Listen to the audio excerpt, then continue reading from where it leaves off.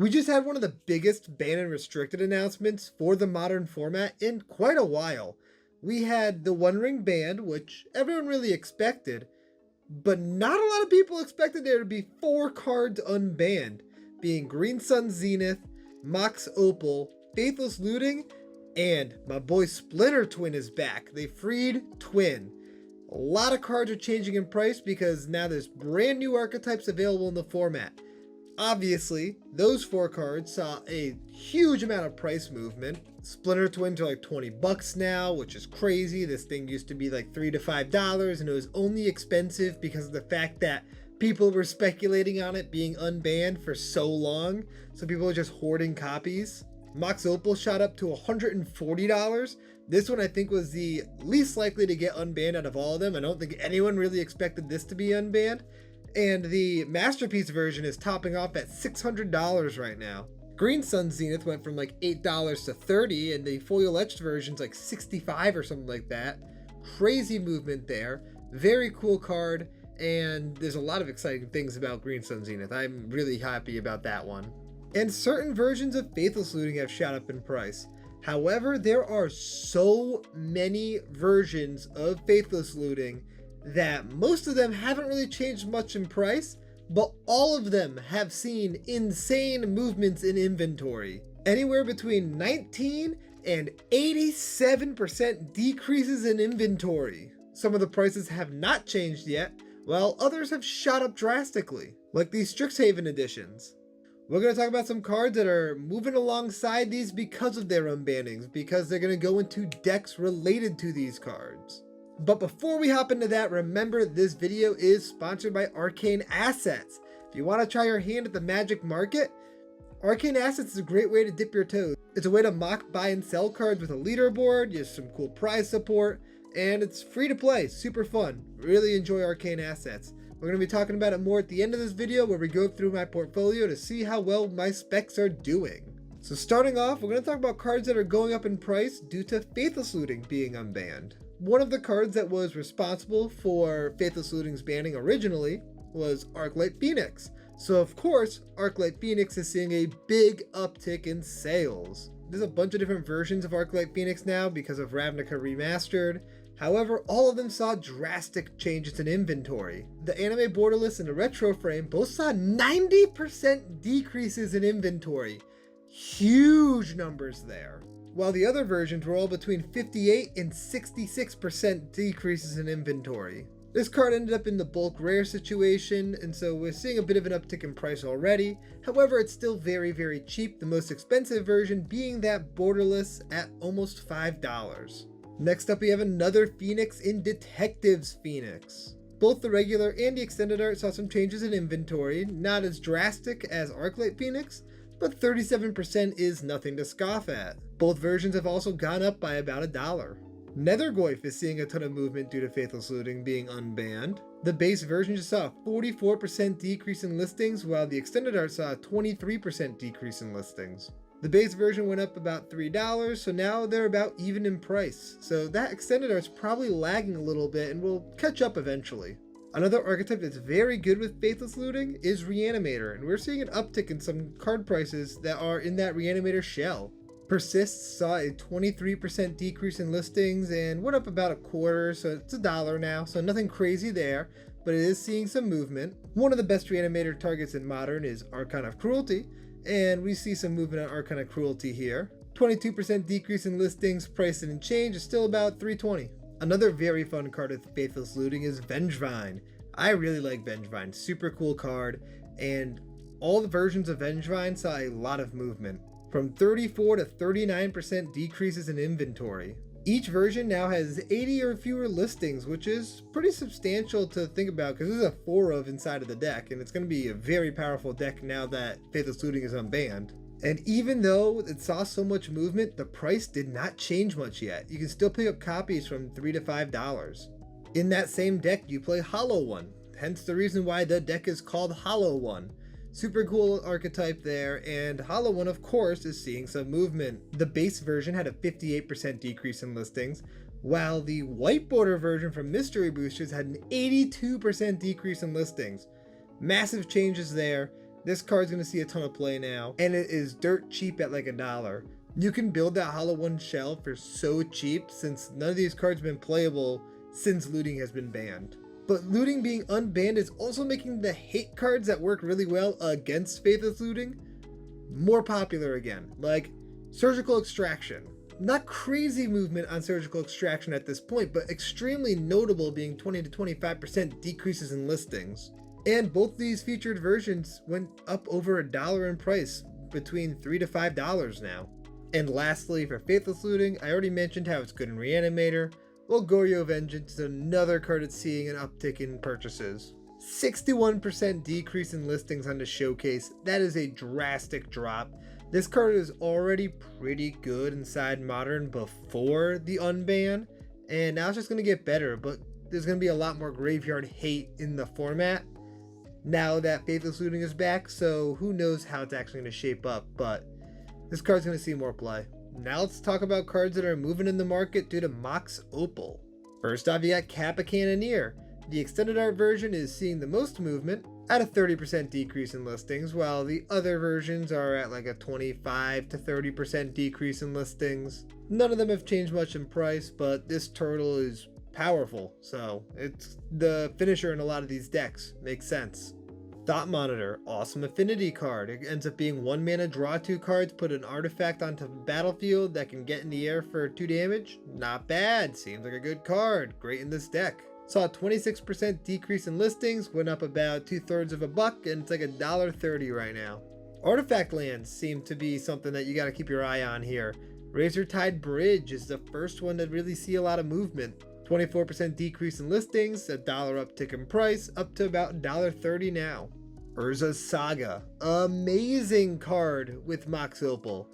It makes a bunch of big dudes and then it goes and gets your MOX Opal. Love that. Super strong card here, auto include in any MOX Opal deck, and of course it's seeing an uptick in price. A 33% decrease in listings brought about a $4 uptick in price, which puts it up to $33.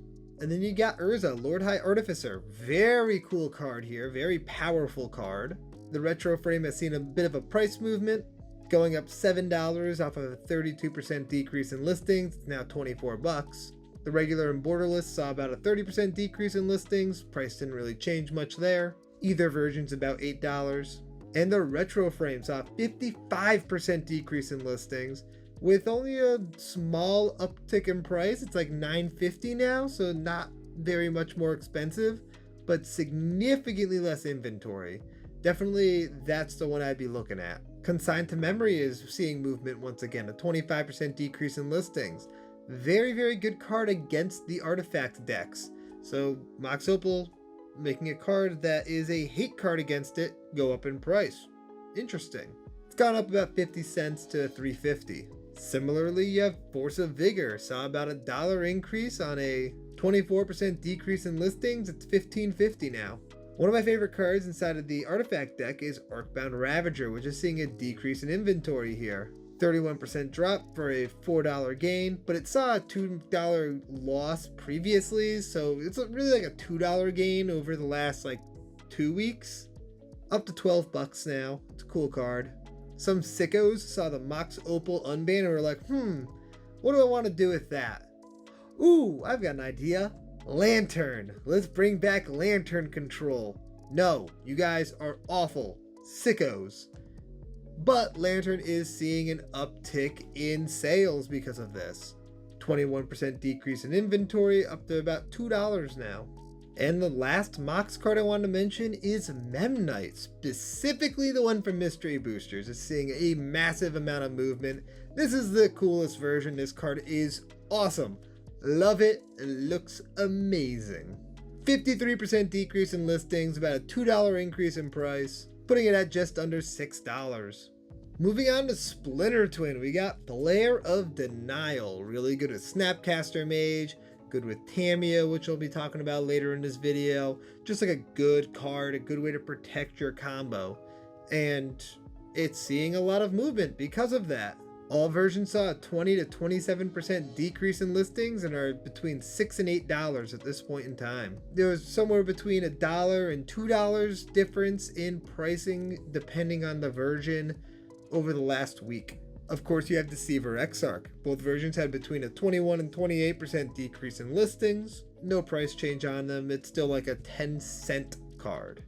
Next up is Fear of Missing Out. This one I don't really like. I don't think Fear of Missing Out is that good with Splinter Twin, honestly. A lot of people are running it, and I don't like it. You need Delirium for it to work, and that makes it so much worse, and it forces you to draw a card on ETB, so if for some ungodly reason you can't kill your opponent with like 60 of them, then you're gonna lose the game to that. It's not as good. I don't like it as much. And especially because of the fact that Exarch and Pester Mite both have Flash, it doesn't make much of a difference there. Not a fan of Fear of Missing Out. But a lot of people seem to be, because it had some massive decreases in listings. 80% decrease on the showcase and 70% decrease on the regular version. Huge numbers there. The card's still pretty cheap. Both versions are about $3 at this point in time. And the last twin card I wanted to mention is Thundertrap Trainer. It's a good card in twin. It gets you to your combo pieces while also giving you a blue body that you can sacrifice to Flare Denial to protect your combo. A lot of people are running it inside that deck, and I think it's pretty strong there. I'd like it a lot more than Fear of Missing Out. It saw a 44% decrease in listings up to about $2.30. There's only one card on my list that I was able to directly determine was related to Green Sun Zenith, and that's Dryad Arbor. Dryad Arbor and Green Suns is an amazing 2-card synergy there, because you can turn 1 Green Sun Zenith X's 0 to go and get Dryad Arbor for a 1 mana ramp card that also puts a body on the battlefield. Really, really, really strong synergy there. We saw anything from a 20% to a 50% decrease in listings depending on the version. No real upticks in price. You can get it for between $2 to $5 depending on which version you want at this point in time. Now I'm going to mention a few cards that have a massive inventory change that I could not attribute to any of these unbannings. Here we just have a bunch of Lord of the Rings stuff. I try not to mention the Lord of the Rings stuff because every single time I do these, there's a number of Lord of the Rings cards that are all, wow, these are all moving so fast. However, these ones I wanted to mention because there's some pretty massive movement here. I'm not going to talk too much about them though. There's just a bunch of random Lord of the Rings cards I wanted to mention. Tenza Goto's Maul. Saw a 23% decrease in listings. I don't know why. Captain America? I don't know. Beats me. If you know why, please let me know. The card's $0.25. Didn't go up in price. There. That's that. I have been mentioning Planar Nexus a few weeks in a row. This time I want to specifically mention the Ripple Foil Planar Nexus. Went up about $2. It's now $22. And it saw a 20% decrease in listings. I mentioned Rooftop Bypass like months ago, and it just saw another pretty substantial downtick in listings. This card's really, really powerful in my opinion. It's strong inside of any like evasive commander deck. I like the card a lot. Price didn't really change much. It's like $4, but it did see a 27% decrease in listings. Just 51 available from an Assassin's Creed set, which is not a high volume set. It's Universes Beyond, so it's not the easiest thing to reprint. Good card. Definitely a card that I'd rather be picking up sooner than later. No clue why, but the Retro Frame Burst Sliver is seeing movement. A 26% decrease in listings, which is pretty substantial for a card that's like $30. In fact, it went up $5 to $40, so it was $35, now $40, and this thing's expensive. I don't know what's driving this. I don't think Sliver's just got a huge buff. Unless this is because of Green Sun Zenith? Maybe? I don't know. Honestly, kind of surprised Green Sun's got unbanned, but Birthing Pod is still banned. Unbanned Birthing Pod. Unbanned Pod. Foundations gave us a bunch of life gain stuff. Life gain tends to be like angel stuff. People love building that. Starnheim Aspirant saw a lot of movement recently, and that goes into any angel deck, and a lot of angel decks are life gain decks, and people like that shenanigans, especially newer players, which is what Foundations was made for, so it makes sense that this card is seeing some movement. Back-to-back weeks of decent decrease in listings, which is the first time I've said that in this video, which is a rarity. Usually most of the cards I talk about have had movement week after week. However, this one is the first one just because of these bannings, because all of these cards came up in price a couple days ago. It's still a $4 card though. Good card. Flage saw a 21% decrease in listings, and I think it's probably due to the fact that it wasn't banned. I have a feeling that a lot of people expected Flage to be a potential ban candidate and kind of sold off on their Flages because of that. And now that Flage is unbanned, they're buying them back.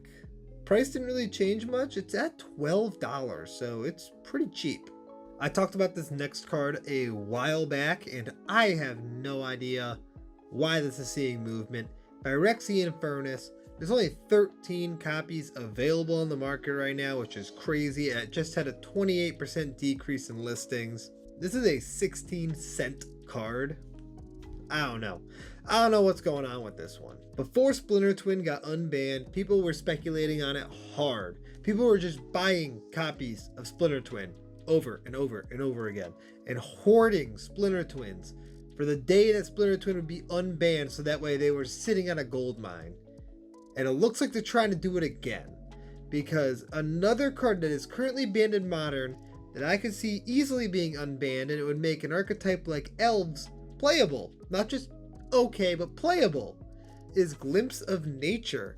And it just saw a decent uptick in sales. 25% decrease in listings, going up $1, set just under $5 right now. Interesting card to have movement right now. Doesn't really make much sense unless people are speculating on it, or just suddenly a huge resurgence in the desire to run it in Commander. People are still planning for when the Commander ban list gets changed up with Panoptic Mirror. We just had a big decrease in listings for that. I guess people are thinking that since they announced so many cards to be unbanned in Modern, that they're probably going to unban a bunch of cards in Commander. Fingers crossed they do. Panoptic Mirror is one of the easiest ones to unban. Thing's not going to do anything in Commander except for being a bad combo piece. But it saw a 20% decrease in listings. Price didn't really change. It's at $4. There seems to be a Renin 6 Resurgence. I love this card. It's super fun. And just, I love lands and graveyards. I love it. But they just saw a big uptick in sales, and I'm gonna guess it's related to Faithless Looting. I'm not positive though, but if I were a gambling man, that's where I'd put my money. There's a handful of versions that saw a lot of movement, anywhere between 19 and 28% decreases in listings, and some upticks in price. The textured foil and the foil etch saw a bit of an increase, between $4 and $5 a piece. The texture is at 37, the etch is at 21, and the borderless is at 13. I mentioned Steel Seraph previously, and it seems to continue to see decreases in listings. Another card that I'm not 100% sure why, I'm gonna guess Standard. It's a cool card, but I don't see it being meaningful in a different format. But it saw a 41% decrease in listings, going up $1 to $2.50 or so. Pretty substantial numbers there. The Mystery Booster Future Sight version of Grinding Station saw a big decrease in listings. 63% drop up to $7. It only went up a few cents, but it's a $7 card now.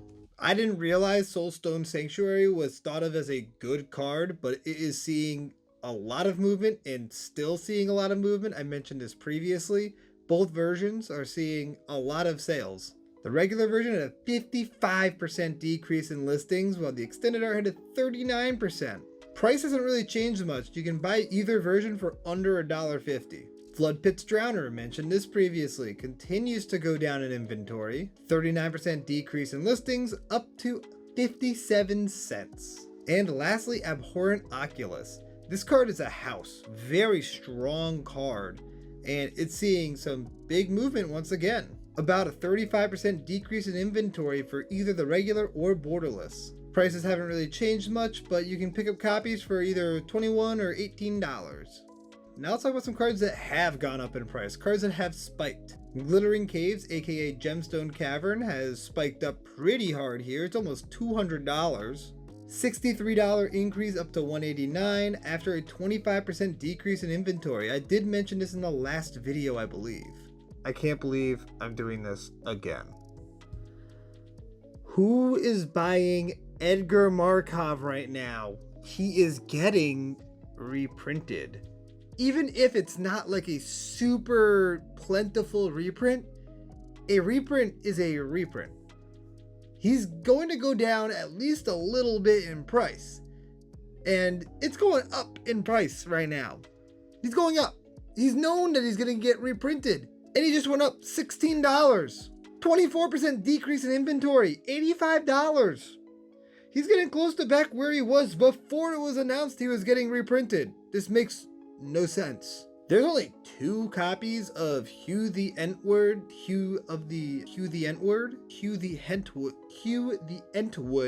You have no idea how many takes that took. I could not say that word. I don't know why. But this thing saw a insane buyout. Not sure why. Who's the one that's buying out Hugh the Entwood? But it had a 96% decrease in inventory, going from 55 listings to up to $40 from being under $1. Wild. Next up we have Tamamo. I'm assuming it's related to the bannings. Maybe Splinter Twin, maybe Faithless Looting, I'm not really sure. But all versions have had a pretty big increase in price. The base version had a 94% decrease in listings. There were 293 listings available, and now there's 18. That's nuts. And all of that to just double in price, to go up $15 to $30. The borderless had a 79% decrease in inventory, also went up $15 to $35. But the textured foil only had a 21% decrease in inventory and only a $3 increase up to $55-ish. That's not that crazy. That might be a buy. If I were buying copies of Tamamo, I would be considering the textured just because it's probably lagging. The One Ring, which was just banned, is now going up in price. Probably because everybody knew it was going to get banned, and the Commander players were just waiting to get their copies until it was announced and the price dropped just a little bit more, and then all the Commander players just add to cart, add to cart, add to cart, went crazy and bought them all. Because it went up. The extended art went up $11, and both the extended art and the regular versions had 27% decreases in listings after being banned. That's like unheard of. That's wild. Demich went up like crazy thanks to Faithless Looting. Extended art had an 89% decrease in listings. The regular version had an 89% decrease in listings, and the ampersand version had a 67% decrease in listings. And I think that one is a buy still.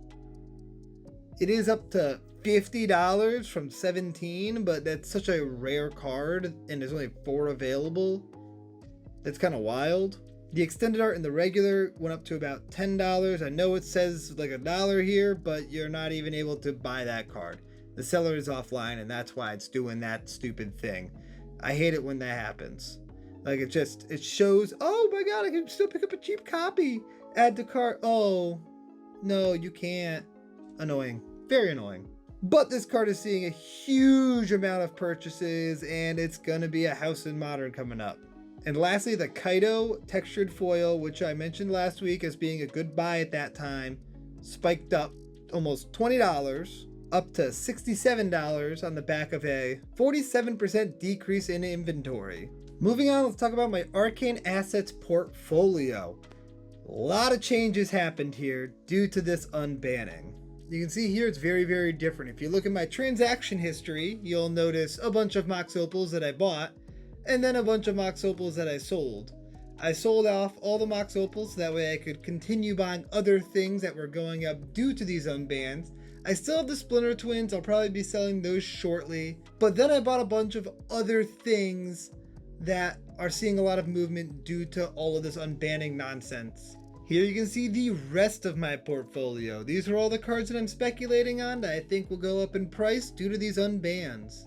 Obviously my callouts seem to be pretty good considering the fact that I am currently in 5th place on the leaderboard. I highly recommend trying out Arcane Assets. It's a lot of fun, it's free, and there is prize support as you can see here. You can see what 1st, 2nd, and 3rd place will win. If you want to test how well you know the Magic market, just give it a whirl. It's free and there's no downside to doing so. You can even start by picking out some of the cards that I mentioned in this video. My portfolio is public at all times, so you can always see what I am buying and selling. And I talk about all my movements on this series. That's everything I got. If you made it to this point and you're not subscribed, then something is wrong with you and you should hit that subscribe button. I hope you enjoyed this video and I will see you next time. Peace out, everybody.